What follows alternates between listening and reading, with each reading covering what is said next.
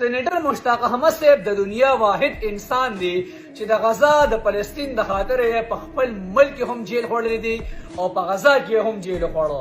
د غزا او د فلسطین د خاطر په خپل ملک هم ظلم برداشت کړی دی، گرفتاری یې خوړلې ده او په غزا کې هم چې کوم ظلم برداشت کو او گرفتاری یې وخوړه. دا یو یونیک ریکارډ شو او دا په تاریخ کې لیکل کیږي چې دا مرد قلندر صرف د ګفتار غازی نه دی بلکې د کردار هم غازی دی چې څه ویلو هغه رښتیا کړل. لاړو هلته په میدان وجنګېده او په میدان یې چې کوم د خپله ګرفتاري ورکړه، نه فریاد وکړو نه چې کوم د خبره وي بانې پیش کړي. په بوډا وجود باندې د ډېرو ځوانانو نښه دي هلته په میدان باندې لاړو او په میدان باندې ظلم برداشت کوي. د چا لپاره؟ د دغه فلسطین د مظلومیت لپاره، د دغه فلسطین د مظلوم خلکو لپاره، د دغه فلسطین د مظلوم خلکو د اواز اوچتولو لپاره تللی دي. او نن هم پر میډیا باندې وینم ډېر خلک د اواز اوچتولو پسې، د ملګرتیا پسې ورپسې بد ردي وایي. نو بد ردي ورپسې مه وایئ، مرګرتیا ورسره کې اواز ورله پورته کې.